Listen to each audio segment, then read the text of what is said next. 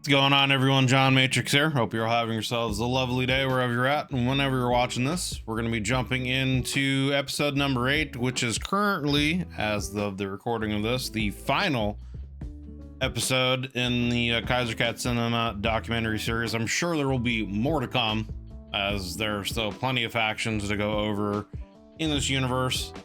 So yeah, look forward to those when they get out. But episode 8 here is called The Cycle of Empire, Bulgaria, Serbia, and the Balkans Lore.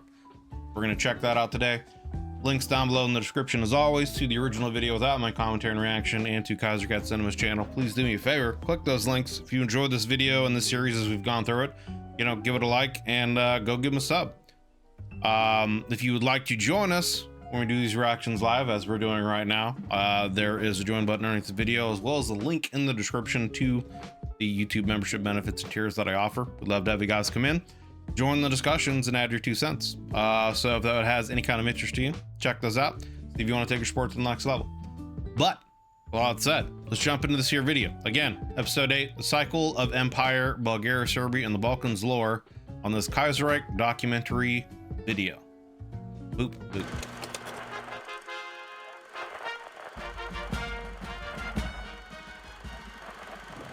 Bulgarians, lions of the Balkans, hear me now. Today will be a day of great deeds, of heroism, and of strife. Today we return our western lands to the Tsardom.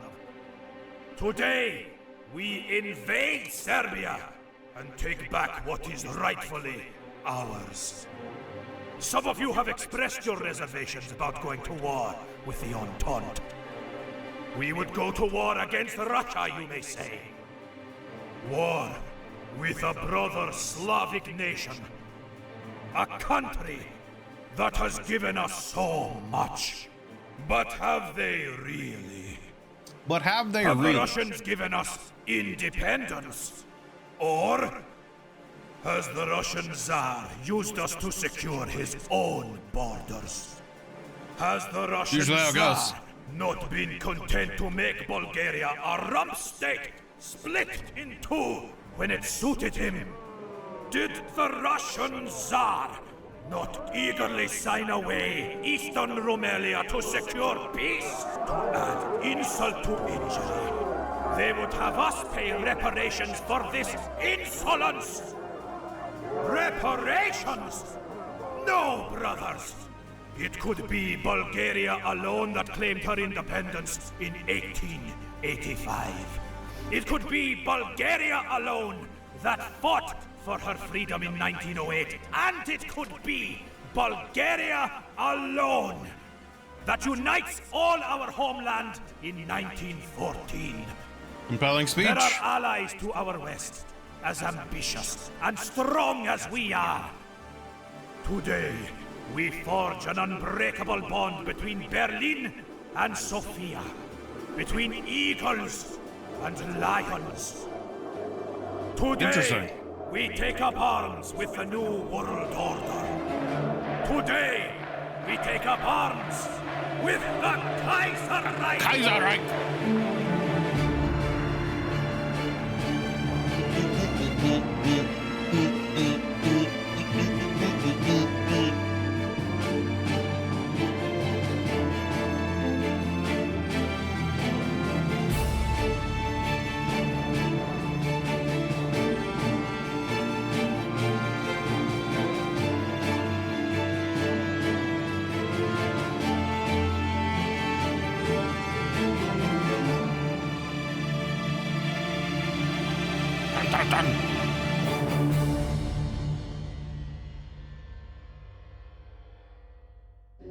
Much of the public's understanding of history today centers around the process of how Germany won the Great War, the so-called Weltkrieg. Films, music, and popular media, in no small means influenced by Berlin, play up Germany as a lone underdog against an entire Entente world order. Shockingly, even among academic dissertations of some repute, one can still find papers that outright diminish the role Germany's Balkan allies played during the Great War. What a historic tragedy, then, to have been a victor of the Great War, yet forgotten all the same. Such was the fate of the fourth Central Power. That is an interesting point, too, and you got to wonder throughout, real-life history how often that has happened, where, people rewrite things to make themselves look in greater favor in other, nations, people, whatever, who also were involved and had as much, if not a greater influence over events, but because they've been diminished or weakened, don't have as much of a say in how history is written. You know what I mean? World War II is kind of an example of that. America gets a lot of credit for D-Day, and of course, there should be that credit, but Canada was right there with us. I believe Australia was as well. There were a lot of other nations that were right there on D-Day that had a lot of soldiers that gave their lives trying to take the beachheads that, at least here in America, you don't necessarily hear as much about in comparison to the United States forces. So, the Bulgarian Tsardom. In truth, Bulgaria's alignment with the Central Powers had been far from certain. It was, after all, a Slavic nation, closely aligned with Russia and a mortal enemy of the Ottoman Empire just a few years before. Bulgaria's history, however, was colored by one overarching theme: ambition. From the fervent desire to break free from Ottoman domination to the relentless pursuit of territorial expansion, Bulgaria's journey became defined by unyielding and uncompromising aggression. Fueled by her territorial desires, that was a hell of a side eye. I gotta rewind that real quick. Hold up. She gave him the side eye of the century right there. From the fervent desire to break free from Ottoman domination to the relentless pursuit of territorial expansion, Bulgaria's journey became defined by unyielding and uncompromising aggression. Fueled by her territorial desires, the way she the Bulgarians turned to look built like a bitch. society that put its military first and considered all neighboring states as rivals to be crushed. The combination of aggressive foreign policy and a highly militarized state would earn Bulgaria the nickname the Prussia of the Balkans. But even this, I think I remember him saying something about that in the last video. Began its story as a mere cub in Ottoman chains. For 5 centuries, Bulgaria languished as little more than a troublesome Ottoman hinterland, kept on a short leash by the Sultan. However, Bulgaria's fate would turn after the Ottoman Empire suffered a crushing defeat in the Russo-Turkic War of 1878. A Russian-led coalition would secure the independence of the southern Balkan states. That year's Treaty of San Stefano promised Sofia a vast, unified Bulgarian state. Well, I think that probably just goes to show, did they hate others more, or would they stand to gain more, if they did work together? Because it probably was one of those situations where, and this is just me speculating. I don't really, like I've said through these videos, know enough about actual World War I facts, but I would assume it would probably be a situation where behind the scenes, both nations were like, let's work together for now. Let's gain what we can and then consolidate our wins and see what we can do after or about, these guys over here. You know what I mean? Kind of one of those things where we'll pretend to play along for now, but once this is settled, then we're going to turn our eye back to old rivalries that need to be settled, kind of a situation. Encompassing all ethnic Bulgarian regions, from Drabuya and Rumelia to Macedonia and Thrace.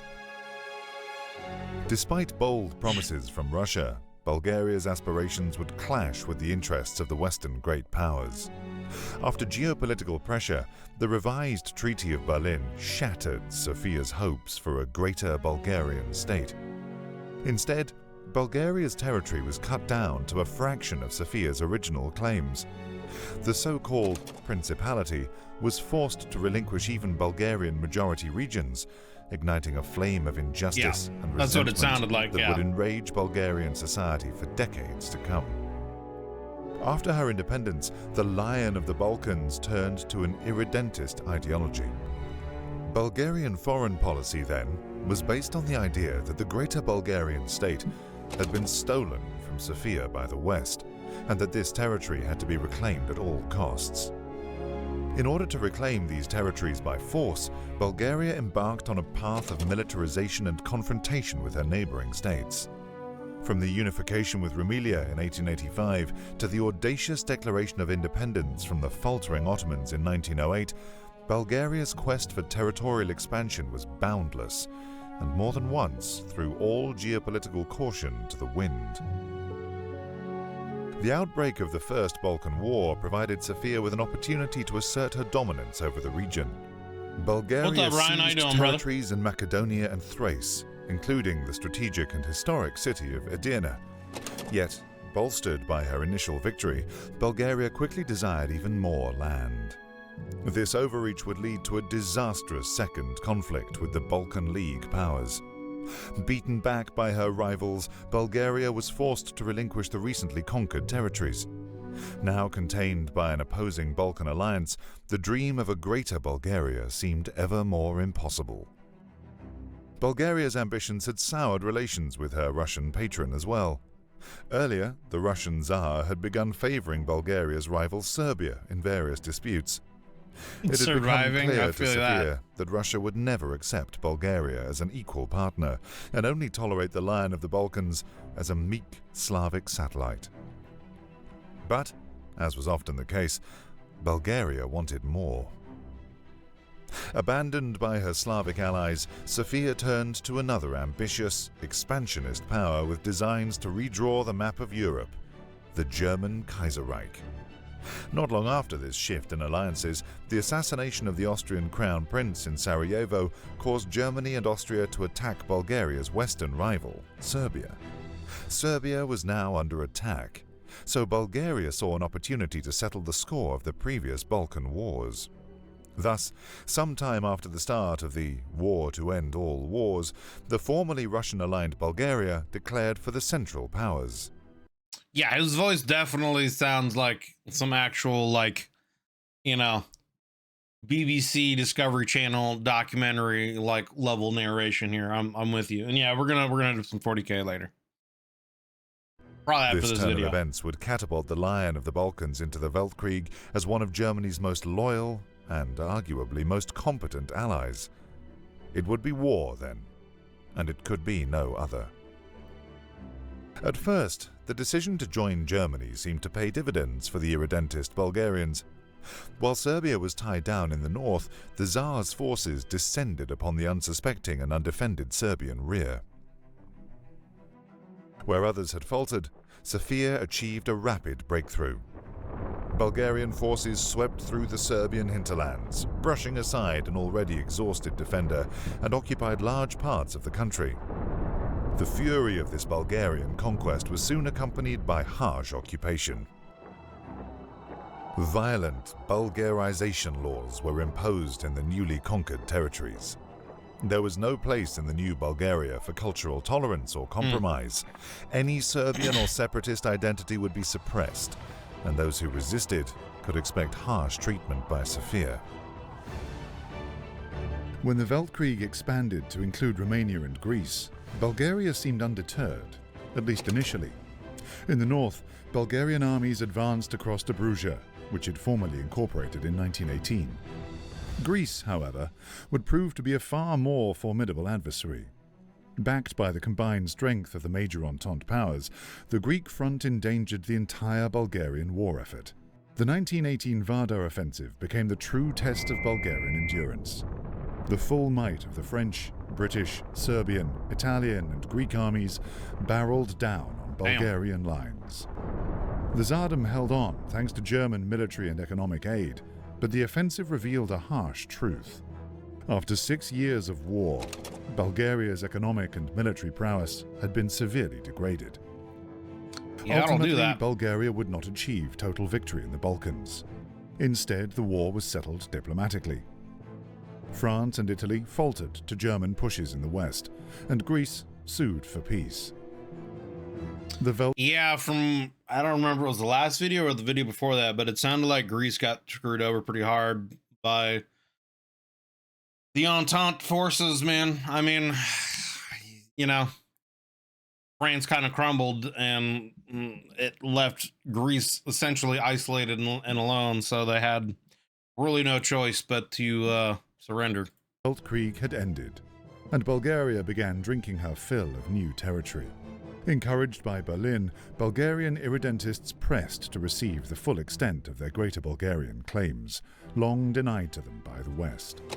Bulgaria reduced Romania to a landlocked nation, seized the majority of Greece's northern provinces, and reduced Serbia to a mere rump state.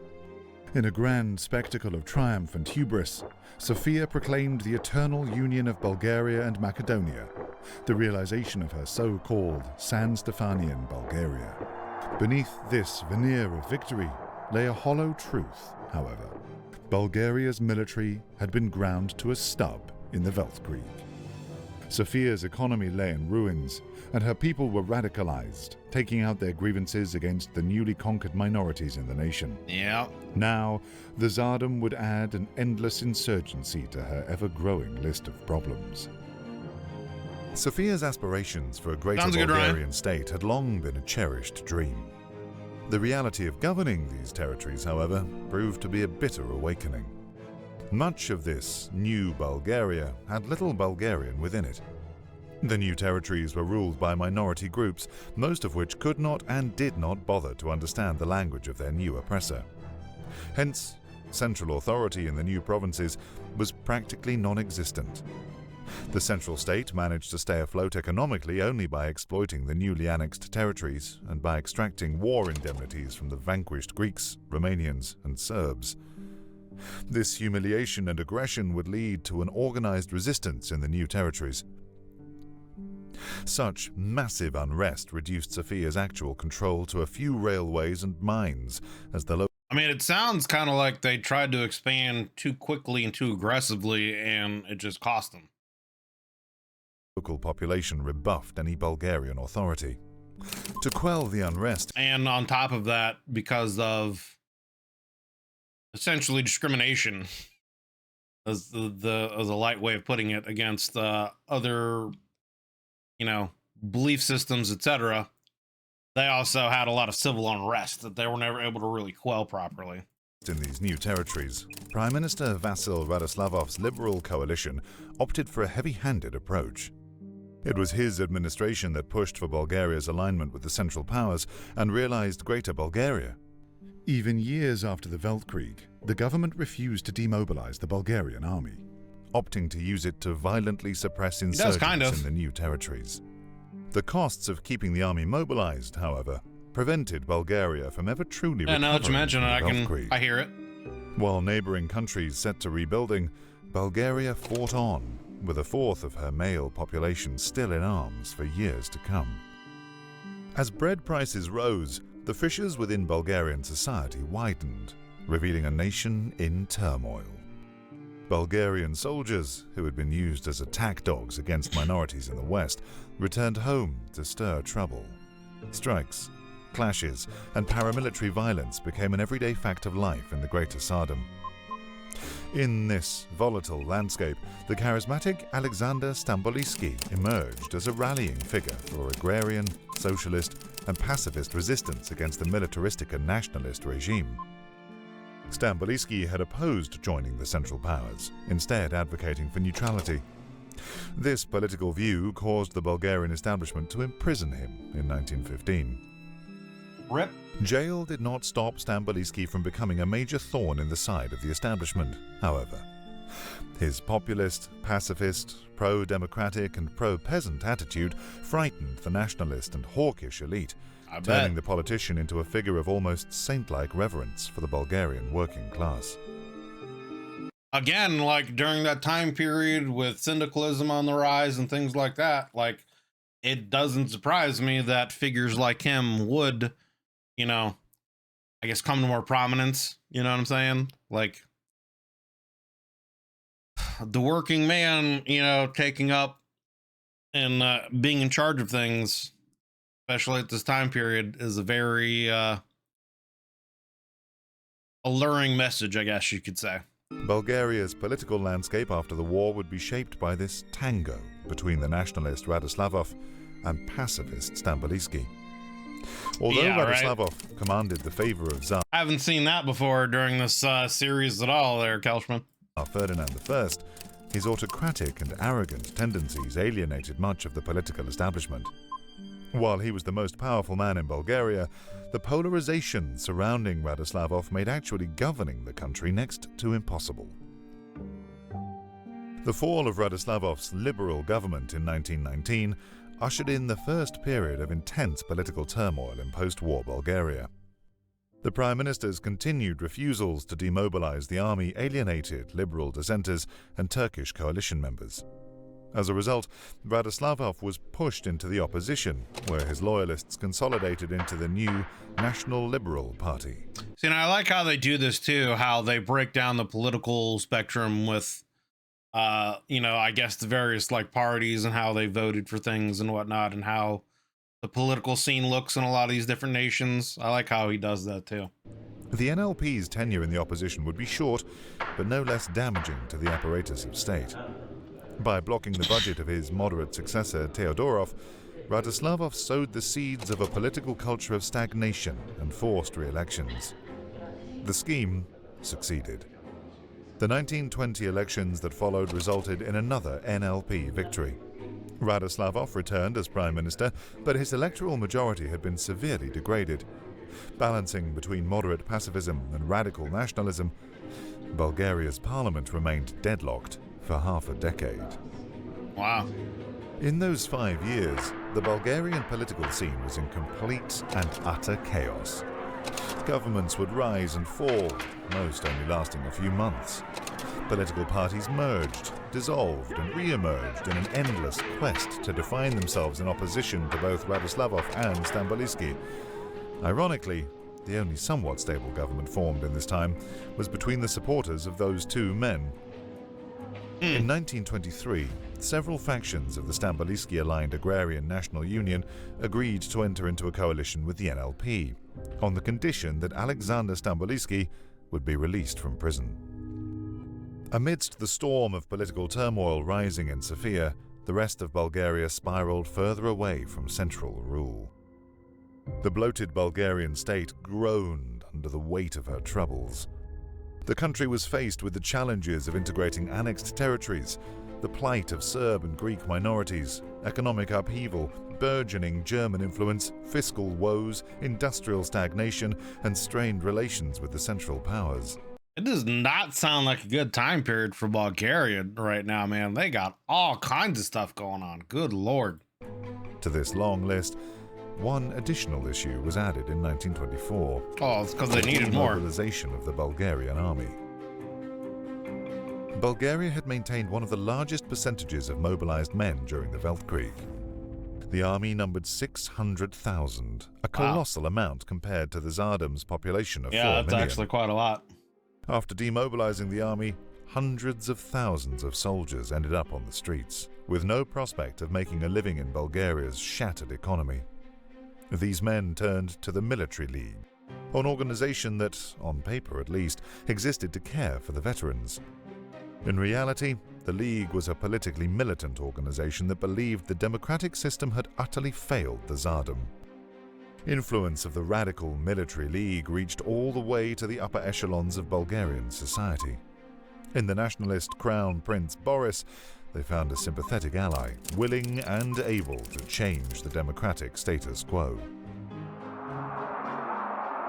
With Sofia's parliament sinking into a paralyzing quagmire, the Military League took matters into its own hands. In the occupied West, the League allied with the Ohrana, paramilitary vigilantes dedicated to defending Bulgaria's new territories. The Ohrana largely originated from the Internal Macedonian Revolutionary Organization, or IMRO for short. These were pro-Bulgarian guerrilla fighters who fought against Ottoman and Serbian occupation of Vardar Macedonia, Thrace, and the Great Morava Valley. It's making me think of Red Dawn. If anyone is old enough like me to remember the original Red Dawn. I have not seen the remake and refuse to, but the original one with Charlie Sheen and Patrick Swayze. These are the Wolverines of Bulgaria. Once these areas were included in Bulgaria proper, the IMRO transformed from guerrilla fighters to paramilitary enforcers. To the common populace, however, the IMRO were corrupt thugs that ruled Bulgaria's hinterland through fear, suspicion, and violence. In Western Bulgaria of the 1920s, one would be hard-pressed to find police, but one could always find the IMRO. On the surface, Bulgaria seemed like the undisputed hegemon of the Balkans. In truth, the Lion of the Balkans had split into two political entities. Bulgaria now consisted of a democratically led mainland, paralyzed by political theatrics, and an Orana shadow state, dominating the outlying areas. In many outlying provinces, the military and its allies held total sway over daily life. The League and IMRO acted as kingmakers, ever threatening to demolish what was left of Sofia's fragile democratic institutions if politicians even dared to rein in the essentially independent army and paramilitary forces. As Bulgaria grappled with a mounting succession of crises at home, her enemies were regrouping. Like Bulgaria before, Romania itself had become mired in ultra-nationalist revanchism, obsessed with reclaiming the provinces lost to Bulgaria. In Bucharest, the black-booted marches of the Iron Guard left no doubt as to what Romania's aims were with her southern rival, and no doubt as to what would happen with the Bulgarian populace if the Iron Guard took control. Greece had already attempted to challenge Bulgaria before. A coup d'état there saw the rise of the Second Hellenic Republic, ruled by the authoritarian and expansionist Theodoros Pangalos. Mere weeks into his reign, Pangalos sent Sofia an ultimatum, demanding a retreat from all territories Greece had been forced to cede under the Treaty of Versailles. Fortunately for Sofia, Pangalos posed only a fleeting threat. The mad dictator of Greece would soon be thwarted by a counter-coup, and the new Athenian government agreed to abide by Versailles.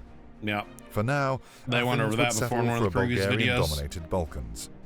However, the threat of Balkan revanchism was never far Man's got like a turtle shell for a helmet here, dude. away. There were hundreds of military men like Pangalos in the Second Hellenic Republic, harboring ambitions to dismantle the increasingly fragile Greater Bulgaria. The pivotal year of 1925 heralded a seismic shift in the region's political landscape. That year, a Republican revolution in Serbia whipped the Bulgarian political establishment into a complete frenzy. After the Weltkrieg, Serbia had been reduced to a rump state, closely tied to Vienna. This pro-Austrian monarchy was a crucial component in keeping Serbia within the Austrian sphere. For the Serbian people, however, the Karađorđević monarchy became a symbol of Austrian oppression. The so-called puppet king was widely hated, and almost immediately after the Weltkrieg, secret societies emerged all over Serbia plotting the king's demise. The most notable and largest among these was the Konspiracija, the conspiracy, which plotted to outright assassinate the King of Serbia and any who supported him. In early 1925, King Alexander II of Serbia was assassinated by one of his guards, presumably a member of this secret society. The conspiracists seized power and declared a new Serbian republic. This crisis was a source of great instability for much of Western Bulgaria, which now consisted of majority Serbian provinces. Bro, being a regular, citizen just trying to live your life in Bulgaria at this time must have been crazy. All this political turmoil, having different, forms of government rise and fall within probably literal weeks and months, going from this great expansionist movement to then being reduced back down and impoverished, having one of the world's largest standing, military forces at that time for such a small nation, to then have it, be disbanded, demilitarized, whatever. Like, I don't know, there's just a lot going on in Bulgaria during this time. Holy. This Serbian revolution underlined the weakness of the Central Powers alliance in guarding the new world order it had constructed after Versailles. Firstly, the overt assassination of the king caused a diplomatic crisis in the Balkans. Bulgarian Prime Minister Nikola Gennadiev had hoped to restore order in Belgrade through a show of unity and force, a military intervention alongside the other Central Powers. However, by the 1920s, and after an open war between Germany and the Ottomans in the Caucasus, Allied ties between the victors of the Great War had become a mere formality. Germany, for her part, was disinterested in more Balkan entanglements and preoccupied with the rising threat of syndicalism to the West. Yeah, Germany was still too busy dealing with the syndicalism and still consolidating everything they gained from the end of the war. And I think trying to essentially have more influence over in Russia and trying to influence a favorable outcome of whatever was going on in that civil war so they wouldn't have an enemy behind them. Austria-Hungary, shockingly, went as far as cooperating with the new Serbian government. There would be no help to the south either. The Ottoman Empire, for their part, had long foregone any pretense of being able to project power outside her own borders, nor even inside of them, for that matter. Yeah. Without Allied support, Bulgaria could not hope to intervene alone, and was forced to accept the new Serbian status quo. Between a disinterested Germany and a disintegrating Austria and Ottoman Empire, the Tsardom found itself once again with no allies and many enemies. As the chaotic 1920s dragged on, the Central Powers dissolved as a stabilizing factor in the southern Balkans. Without European powers to guard the balance, Romanian ultranationalists, Serbian Republicans, and Greek irredentists began eyeing the struggling Greater Bulgaria ever more hungrily. To make matters worse for Bulgaria, the Serbian Revolution also provoked an internal political crisis. Immediately after the proclamation of a republic in Belgrade, Serbian minorities in Bulgaria rose in support of the revolution. They were soon joined by trade unions and other left-wing pro-democratic forces all across the Tsardom. The charismatic Alexander Stambolijski, a long-time proponent of South Slavic unity, wondered aloud whether it wasn't time for Bulgarians to follow the way of their Serbian brothers and overthrow the monarchy. The Sofia government proved unable to meaningfully deal with the situation. Again, that, like I said in a previous video, that seems to really kind of be the main theme during this time period is monarchies are kind of out, man. Anytime there seems to be any kind of, country with a major monarchy going on, by the end of the video, it gets replaced with some kind of new government of some sort, usually some kind of republic. This perceived weakness caused the Conservative But then that could also lead into other civil war issues as well, so leading to yet another parliamentary collapse in Sofia. Amidst this ensuing tumult, the Conservative Crown Prince Boris emerged as a key player, organizing a decisive response to prevent Bulgaria's full collapse. As a well-liked, popular, and charismatic negotiator, the prince pulled the strings of the Bulgarian parliament to organize a hard response to the chaos in the streets of Sofia. Where Crown Prince Boris tread, however, the Orana and military league soon followed. To stem the chaos, Boris suggested the candidacy of Konstantin Georgiev, a retired major general who served as head of the military league in Sofia. Georgiev wasted no time in securing power in Bulgaria. With his ascension to the premiership, he immediately imposed martial law and enacted the controversial State Protection Act, or ZZD. This act gave the government far-reaching powers to suppress any activity that threatened public order. Georgiev used it to ban the agrarian and socialist parties, arrest Alexander Stambolijski again, and put hundreds of peasant, socialist, communist, and syndicalist leaders behind bars, many of whom fled to the Commune of France. Although the general was hailed by many as a stabilizing force, Georgiev's authoritarian regime would not last. The liberal opposition was increasingly worried that Bulgaria's turn to authoritarianism would be permanent. By 1928, their agitation forced Georgiev to resign and call elections. He was replaced by the more progressive Atanas Burov, who superficially restored some of Bulgaria's democratic institutions, but retained the National Protection Act. The previous authoritarian regime was far from gone, of course. Probably had to compromise with that. Other right-wing voices, the Georgiev years were a golden 3 years of stability and security amidst a very bleak decade for Bulgaria. The supporters of George... For real, that whole 10-year period sounds like it was all kinds of turmoil for Bulgaria in general. Like I said earlier, I could only imagine what being a citizen would have been like during that time period with, you know, various governments forming and dissolving within the matter of weeks or months and just trying to get normal goods. Although I guess during that time period, people might have been a little more self-sufficient and used to, you know, working the fields, growing their own food, having, you know, their own cattle to provide things. So it might not have been as difficult to get basic stuff. But like nowadays, if we had governmental issues like that could happen, that could cause all kinds of instabilities with how goods and stuff to move around. It could cause a lot of problems in modern society. Georgiev rallied into the new political branch of the military league, better known as the Political Circle, or Zveno. Fundamentally, Zveno were an anti-democratic military clique. They saw the parliamentary democracy in Sofia as dysfunctional and rotten.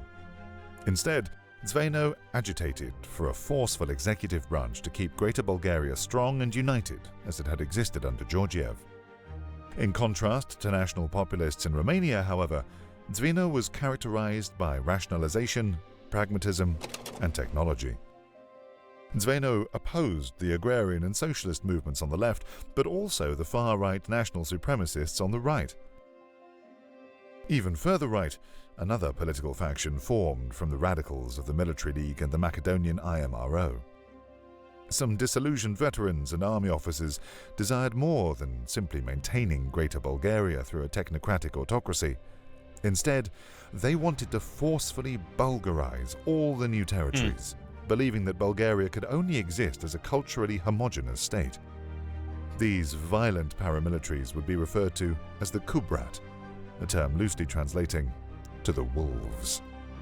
Wolverines. To these Bulgarian wolves, all foreign entanglements were a threat to the state, and the nation should pursue further protectionism, autarky, and corporatism to minimize ties to Germany and Middle Europa. Later, the Kubrat would unite into a new faction, the Union of Bulgarian National Legions.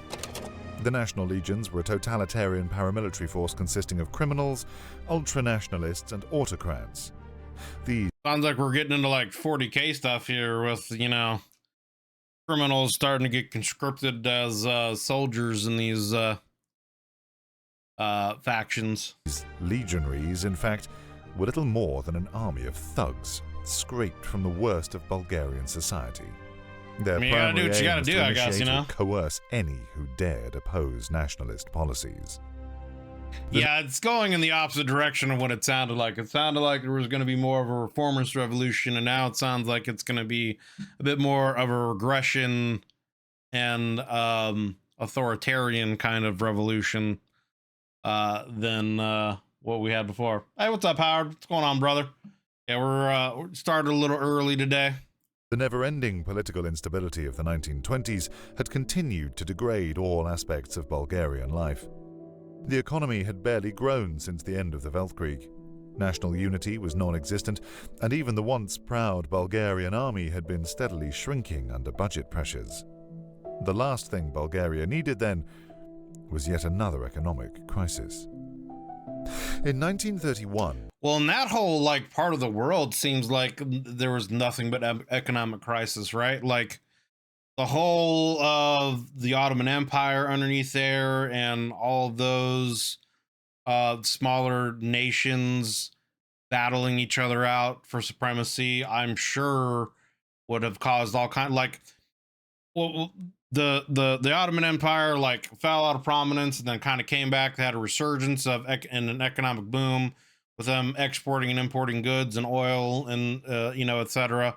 So I'm sure that would have a big influence on a lot of these other countries and their economies, and things like goods and stuff that they could essentially export not being as needed or as prominent. And then, yeah, like I said, just like the rise and fall of the Ottoman Empire and just a lot of other countries over there, like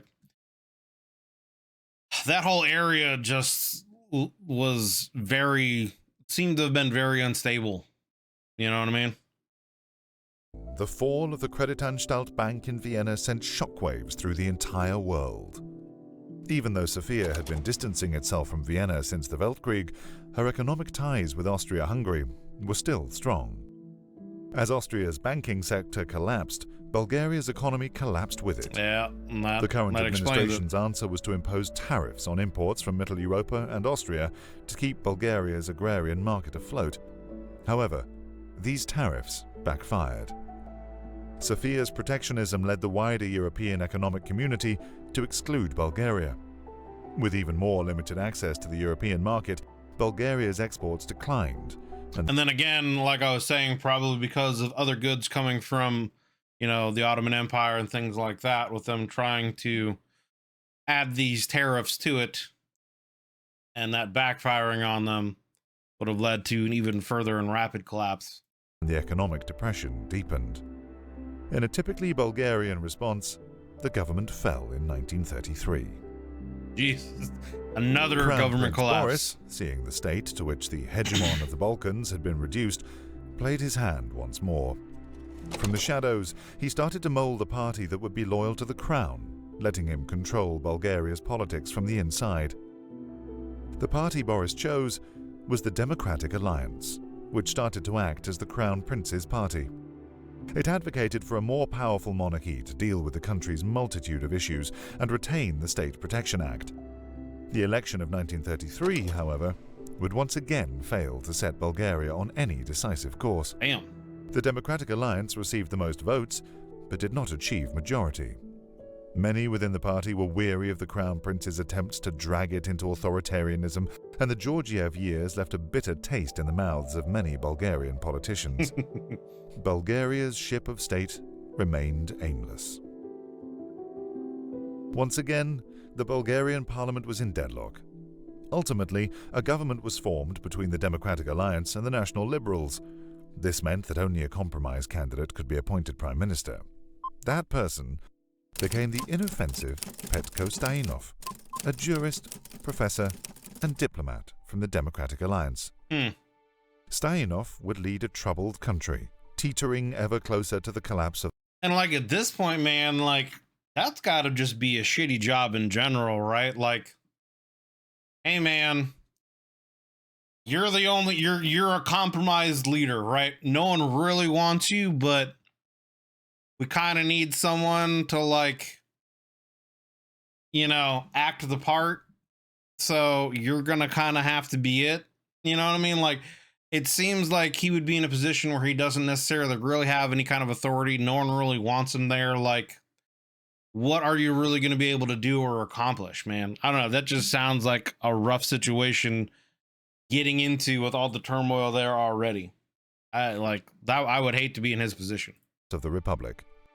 The State Protection Act was not only renewed but empowered, much to the dismay of the opposition. I don't think syndicalism's getting over left, Bulgaria at this point. Socialists, agrarians, communists, and syndicalists openly flirted with the Third Internationale, while to the right, the totalitarian Bulgarian legions terrorized the nation. By the middle of the 1930s, it seemed increasingly like the days of Bulgaria's democracy were numbered. From the left, calls echoed ever more loudly to replace the Bulgarian parliament with syndicalist communes. From the right, the Legion and the Zveno clique had continued to grow throughout the 1930s and now seemed poised to move in from the outer reaches of the country to seize Sofia by force, if necessary. From the center, Crown Prince Boris consolidated his hold over the Democratic Alliance, inching ever closer to turning Bulgaria into the absolute monarchy of his desires. What democratic parties remained in Sofia had huddled together in a tenuous coalition, the so-called Committee of Five. It was clear that however many governments Bulgaria had had since the end of the Great War, the collapse to come would be the last for Bulgarian democracy. By 1935, Bulgaria had become a cynical parody of her own former oppressor, the Ottoman Empire. In the Sublime Porte, as well as in Sofia, they've become what they hate. Ideological strongmen, nationalist factions, and radical ideologues battled each other in the streets, while central authority spiraled into nothingness. 20 years after Bulgaria had achieved her presumed total victory, the country was a stagnating quagmire at war with herself. The Bulgarian economy had barely grown and inflation was rampant. The Bulgarian army, once the pride of the Balkans, was now dated and ill-equipped to face the challenges ahead. Yeah. The weakness of the Bulgarian army was a liability in the best of times. Unfortunately, decades of aggressive foreign policy had left Bulgaria with no friends and powerful enemies. Yeah. Bulgaria's position, isolated themselves, like the Ottoman Empire, was threatened by resurgent rivals on three sides. To Bulgaria's north, Romania, under the leadership of Prime Minister Corneliu Jelea Codreanu, was now openly preparing to invade and, in his own words, annihilate the wobbling Bulgarian state. To the west, the Serbian president Dragomir Vasic held informal ties with the Conspiracia, which deeply coveted the return of eastern Serbia and Vardar Macedonia. And while Greece seemed to have embraced peace under President Georgios Kafantaris, the flames of the Megali idea were never far from the halls of power in Athens. Yeah. It remained to be seen if Greek aspirations for peace would hold up when an opportunity to retake Thrace and Macedonia presented itself. Bulgaria's many debts would, at last, come due. A fourth Balkan War seemed inevitable. This time, however, Bulgaria would not face her enemies with a confident army and a powerful alliance at her back. Bulgaria would fight isolated this war and alone. Yeah. Surrounded by the husks of empire, struggling through their own deep instability. Perhaps Bulgaria could, against all odds, rise to the occasion once more. But the chances of the waning hegemon of the Balkans were becoming slimmer every day. That's a rough opposition there, brother. Again, like I said, you know, I would hate to be the dude that they elected to be in the position to have to run things, because with all that going on, and with him essentially being an elected official that is a compromise that no one really wants, I don't know if you're going to get much done. To the Reichstag, the Parliament of the German Empire, and to all those who hold the flame of liberty dear, I dictate this message. I address you even as radicals break down the doors of our Bulgarian Parliament. In your game there, Kaushman. I am under no illusion that they will not find me hiding down here, and that my punishment for this insolence will be the noose. Let this be my last warning then. A message from the last Democrat in Sofia. After 2 nights of open war in the streets of our capital, the country is in chaos. I don't even know which of the many radical factions have seized the capital. And in fact, it matters little. If the army does not step in on our behalf, the coalition is finished. Bulgarian democracy is finished. A final warning then, to my colleagues in Berlin. Because, like Bulgaria today, you too will all reap the seeds of what we have sown in 1914. We have smashed the imperial world order, but supplanted it with our own. Ours is not a more just world than the one the perfidious French, Russian, and British created. Ours is a world glued from shards, held together only by violence and corruption. It could not last in Bulgaria. I fear it cannot last in Europe as well. Beware these final words, parliamentarians of Germany, because you may still steer this ship. In Bulgaria, our time to act has passed. Heed my words. They come for me today. Tomorrow, they come for the Kaiserreich. They're coming for you, Kaushman, tomorrow. You allied with them.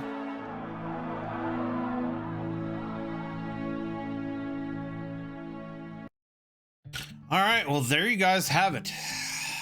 There you guys have it. Dude, I mean, I said before and I'll say it again, those quotes are peak.